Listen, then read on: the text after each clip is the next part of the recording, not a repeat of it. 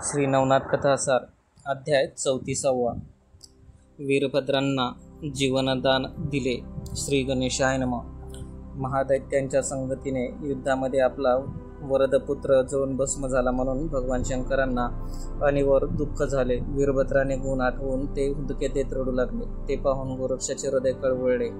आपल्या तपश्चर्येच्या काळात ज्यांनी रात्रंदिवस अपार कष्ट केले, मातेप्रमाणे आपला सांभाळ केला, त्या भगवान शंकराला आज आपल्यामुळेच पुत्रशोक झाला. वीरभद्रांना मारून आपण त्यांचे चांगले पांग फेडले या विचारांनी ते अस्वस्थ झाले. त्यांना स्वतःचीच लाज वाटू लागली.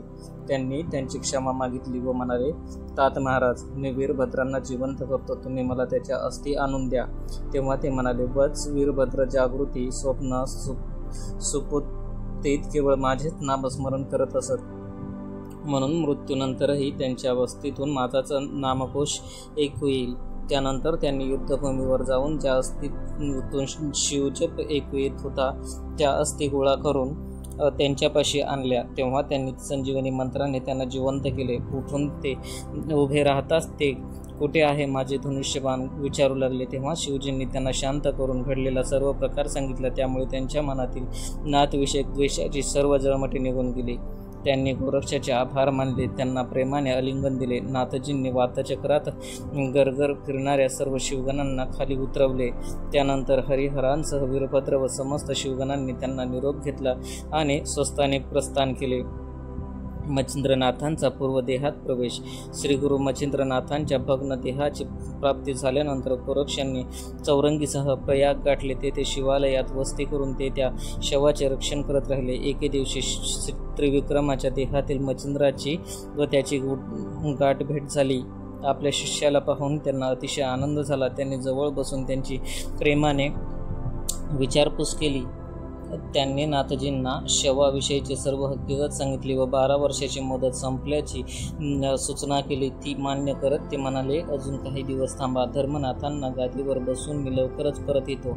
राजवाड्यात परतल्यानंतर राजांनी मच्छिंद्रनाथांनी राजपुत्राला राज्याभिषेक करण्याविषयी आपल्या मंत्र्यांची सविस्तर विचारविनिमय केला. पुढे एका उत्तम मुहूर्तावर धर्मनाथांना राज्यावर बसून त्यांनी मोठा उत्सव केला. त्यानंतर एका महिन्याने ते रात्री झोपले, पण परत उठलेच नाही. तर रेवती राणीने हंबरडा फोडला. धर्मनाथ रडू लागले.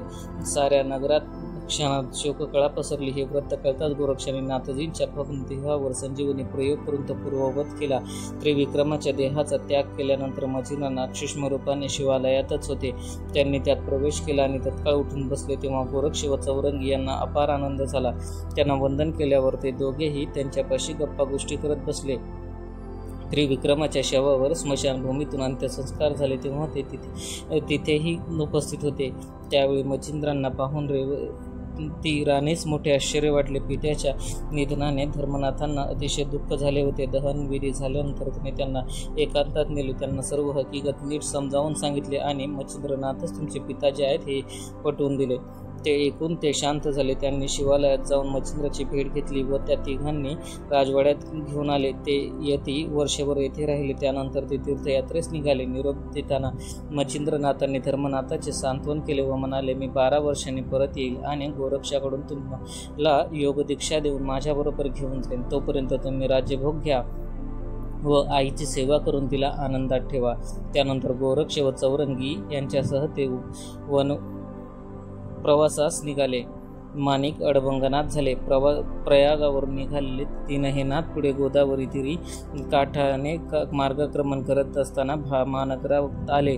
मार्गामध्ये गोरक्षांनी मच्छिंद्रांना माणिक भेटीचा गमतीदार किस्सा सांगितला. मग तिथे त्या शेतावर गेले तर समोर दृश्य पाहून त्यांना मोठा धक्का बसला. कारण माणिक नावाचे कृषक पुत्र डोक्यावर ओझे घेऊन काष्टवत निश्चल उभे होते. त्यांच्या जटा खाली लोंबत होत्या. नखे वाढून मुरडली होती. देह अस्थिपंजर झाला होता. त्यांची तपश्चर्या पाहून गोरक्षाने धन्योत्कार काढले आणि मच्छिंद्रांना हेच ते माणिक असे सांगितले. मग ते तिथे त्यांच्यापाशी गेले. मच्छिंद्र म्हणाले, बाळ, तुमचे तप उत्तम झाले आहे, ते आता पूर्ण करा. त्यावर माणिक म्हणाले, तुम्हाला त्याच्याशी काय करायचे आहे? चला, आपला मार्ग सुधरा, माझी खोटी स्तुती करू नका. हे ऐकून त्यांची मौज वाटली. त्यांनी कौतुकाने अनेक प्रश्न विचारले, पण त्यांना मूढपणे भलतीच उत्तरे दिली. तेव्हा ते सरळ मार्गाने ताळ्यावर येणार नाहीत ते लक्षात घेऊन गोरक्ष त्यांच्याजवळ जाऊन म्हणाले, आहा, केवढी ही तपश्चर्या! तुमच्यासारखे तपस मी कधीच पाहिले नाही. तरी कृपावंत होऊन माझ्या डोक्यावर अनुग्रह करा.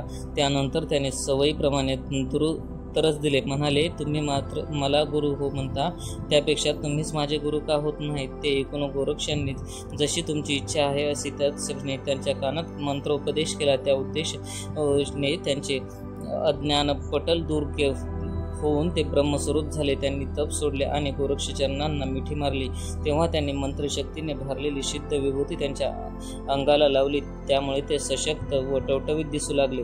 गोरक्षाने माणिके ना प्रेमाने मच्छिंद्राकडे नेले. त्यांनीही त्यांना थोपटले व मग गोरक्षाकडून नाथ दीक्षा घेऊन त्याने अडबंग नाथ असे नामकरण केले. त्यांना आपल्याबरोबर घेतले. प्रवासामध्ये गोरक्षांनी त्यांना सर्व विद्यांमध्ये पारंगत केले. 12 वर्षांनी ते 4ही तपस्वी पुन्हा प्रयागास गेले. धर्मनाथांना योग दीक्षा दिली. धर्मनाथांनी आपल्या कारकिर्दीत प्रजेला सुखात ठेवले होते. ते रेवती राणीचीही मनपूर्वक सेवा करत असत. त्यांना एक पुत्र होता आणि त्यांचे नावही त्रिविक्रम ठेवण्यात आले होते. मच्छिंद्र, गोरक्ष, चौरंगी व अडबंग प्रयागास केले. तेव्हा धर्मनाथ त्यांना स्वतः सामोरे गेले. त्यांचे स्वागत केले आणि त्यांना सन्मानाने राजवाड्यात आणले. तेथेही मुक्कामात मच्छिंद्रनाथांनी त्यांना मुलाला राज्यावर बसवले आणि माघ शुद्ध तृतीयेला गोरक्षाकडून धर्मनाथाला योग दीक्षा दिली. त्या अनुग्रहादिनी मोठा उत्सव करण्यात आला. त्या सोहळ्याला स्वर्गातील देव व सर्व प्रजाजन आले होते. त्यावेळी भोजन पंक्तीत बसलेल्या सर्व गोरक्षांनी सहस्ते घास भरवले. त्यांच्या हातून प्रसाद प्राप्त झाल्यामुळे देवांना आणि लोकांना अतिशय संतोष वाटला. त्या प्रसंगी अमरगणांनी प्रत्येक वर्षी तसा प्रसाद मिळावा अशी इच्छा प्रकट करताच गोरक्षांनी धर्मनाथाच्या मुलाला दरवर्षी तसा उत्सव करण्यास सांगितले. तेव्हापासून ती द्वितीय धर्मनाथ बीज म्हणून प्रख्यात झाली. या दिवशी उत्तम सोहळा करून लोकांना भोजन देणाऱ्याच्या घरी रोग, दुःख, दारिद्र्य, संकटे येणार नाहीत. येथे लक्ष्मी नांदेल, मनोरथ पूर्ण होतील व संसार उत्तम प्रकारे चालेल असे गोरक्षांनी किमयागिरी ग्रंथात प्रतिज्ञापूर्वक सांगितले आहे. असो, प्रयागातील कार्य झाल्यावर ते 4ही नाथ धर्मनाथांना घेऊन तीर्थयात्रेस निघाले. त्यांना सर्व विद्या शिकवल्या. पुढे बद्रिकाश्रमास गेल्यावर त्यांना केदारनाथाचे, आदिशंकराचे दर्शन घडवले आणि तपश्चर्येस बसवले. 12 वर्षांनी त्यांना तपश्चर्येचे उद्यापन केले. त्या वैभवशाली सोहळ्यास उपस्थित राहून देवांनी धर्मनाथांना सर्व आशीर्वाद व वर दिले. त्यानंतर मच्छिंद्रास सह ते सर्व नाथ पुन्हा प्रवासास निघाले. रेवणनाथाला सिद्ध पूर्वी ब्रह्मदेवाच्या वीर्यापासून 88,000 ऋषी उत्पन्न झाले.